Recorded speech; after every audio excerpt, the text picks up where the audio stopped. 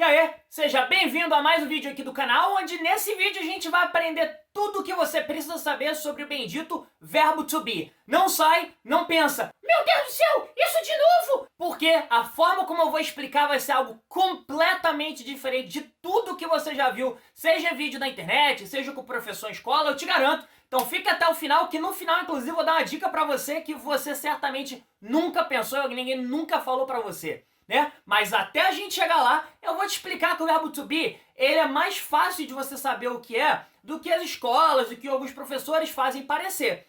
O problema do verbo to be é que quando ele é explicado, geralmente, como é que ele é explicado? Dando tabelinha no estilo I am, he is, she is, e depois já começa a explicar a estrutura de interrogativo, afirmativa, negativa. Esquece isso! Esquece esse blá blá blá. Não é que você não precisa saber como você vai ter que formar uma pergunta, ou então falar na negativa. Mas isso vem depois, vamos entender o básico? A gente tem que primeiro entender o que é o verbo to be. O que é o verbo to be? Se alguém te perguntar o que é o verbo to be, o que você vai responder?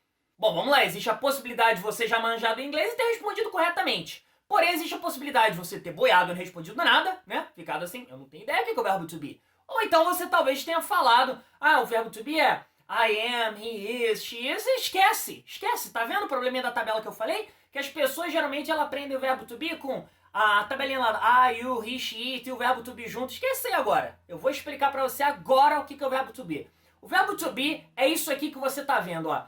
Am, is, are, was, were, been, been e be. E é isso. E qual forma que você vai usar? Bom, depende do contexto. Agora você já sabe o que é o verbo to be. Verbo to be é isso aqui.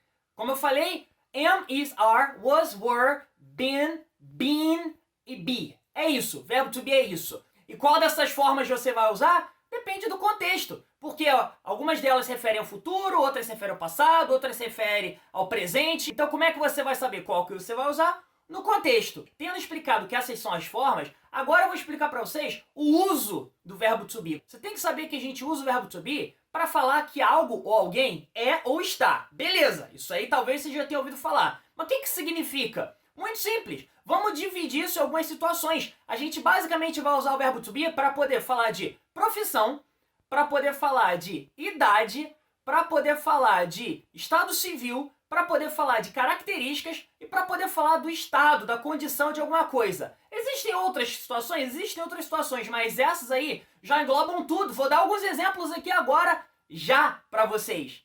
Começando aí no presente, para a gente trabalhar com os primeiros ali da lista. Profissão. I am a teacher. I'm a teacher. I am a teacher. I'm a teacher. I'm not a soccer player. I'm a teacher. I'm not a web designer. I'm a teacher. Olha só, é o que eu sou. Agora a gente vai falar, se eu estivesse falando da minha esposa, por exemplo. My wife is a web designer. My wife is not a chef. My wife is not a soccer player. My wife is a web designer. Estou falando da profissão da pessoa. Agora vamos para a idade, né? Se eu for falar da minha idade, I am 33 years old. I am 33 years old.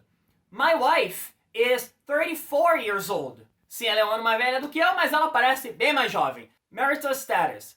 I am married. Tô falando da minha esposa, óbvio, né? I am married. Se a gente for agora então para a questão de características, I am happy, I'm sad. Rio de Janeiro is very hot.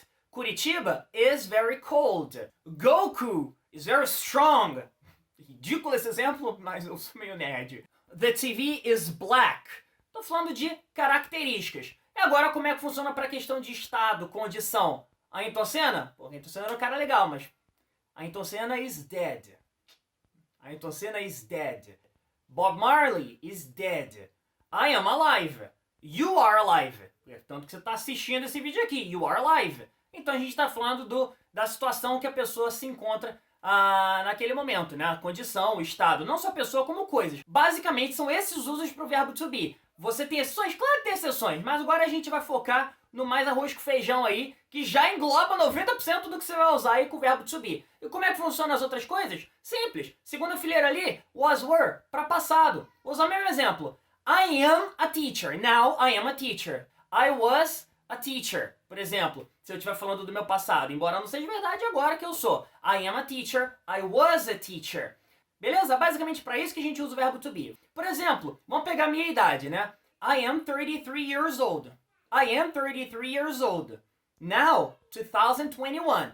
Last year, 2020, I was 32 years old. I was 32 years old. Now, I am 33 years old.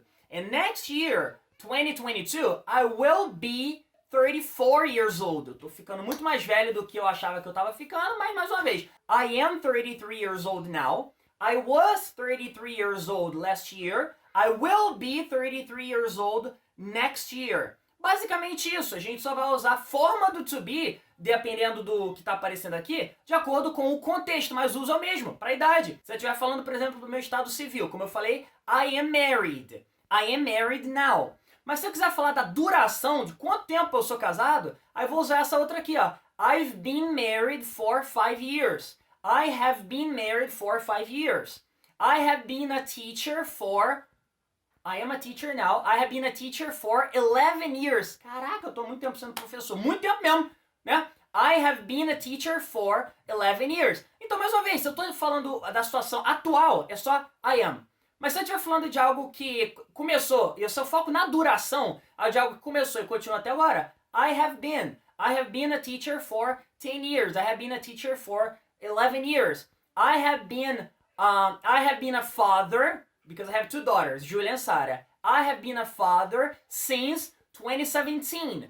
Então, basicamente, se você estiver falando da duração de algo, você vai usar essa outra versão aqui, o been. E o been também é usado, mas como ele é um pouquinho mais específico, eu vou explicar ele em outro vídeo que tem muito mais a ver com outra situação. Mas basicamente isso. Been, be, was, were, am, is, are e being são as formas do to be. E quando você usa, basicamente nessa lista de situações, para falar de profissão, idade, estado civil, características, estado e condição que você se encontra ou se encontrou em algum momento da tua vida ou vai se encontrar. Basicamente é isso, beleza? E se você chegou até aqui no final, tem a surpresinha que eu falei lá, né? Que eu falei que ia dar uma dica que você nunca ouviu falar de ninguém. Eu pensei nisso enquanto estava preparando esse vídeo aqui para gravar. Eu me liguei que o verbo to be, com exceção da voz passiva, que isso a gente explica em outra aula, ele basicamente, por mais importante que ele seja, mais básico que ele seja, é um verbo em que, se você simplesmente esquecer de usar, não muda em nada a mensagem da frase. A frase vai estar gramaticalmente incorreta, mas a mensagem vai estar extremamente clara. Eu vou repetir todos os meus exemplos sem usar o verbo to be, e você vai ver que você vai conseguir entender tudo, que a mensagem é a mesma. Profissão, I a teacher. Você entendeu o que eu quis dizer? Eu esqueci o verbo to be. Profissão, my wife. She a web designer. Se eu estiver falando da minha idade, I 33 years old. Se eu estiver falando do meu estado civil, I married. Você tá vendo? Se eu inclusive falar da duração, I married for 5 years. Todos os exemplos que eu dei, se você ignorar o verbo to be, a mensagem está claríssima. Claro que não é o ideal, porém a mensagem vai estar sendo transmitida, coisa que não acontece com outros verbos. Por exemplo, se eu quiser falar que eu gosto de pizza e eu só falo I pizza, aí não faz sentido nenhum, porque o verbo que falta ali pode ser várias coisas. Pode ser I like pizza, I eat pizza, I hate pizza, I love pizza, I want pizza, I need pizza. Pode ser várias possibilidades. Só que se você vai usar uma frase que o verbo to be é o verbo principal e você esquecer do verbo to be, a mensagem ainda assim vai estar tranquila. Então, no final das contas, o verbo to be que tanto assusta nem tem essa importância toda, porque a mensagem ainda está clara sem ele. Eu como acho que comunicação é mais importante do que você ser um mestre da gramática, fica tranquilo, só fala de boa, tenta se comunicar sem ficar pensando muito, porque quanto mais gente pensa em verbo to be, verbo, estrutura, construção, menos gente fala. E é isso aí, eu espero que vocês tenham gostado desse vídeo. Se você gostou desse vídeo, se você achou ele diferente, aprendeu alguma coisa com ele, não deixe de deixar teu like, compartilhar para todo mundo e se inscrever no canal, ativar o sininho, tudo aquilo aí, porque esse tipo de dica, esse tipo de abordagem é algo que você vai ver constantemente aqui no canal, beleza? E é isso aí, até o próximo vídeo, tchau, tchau!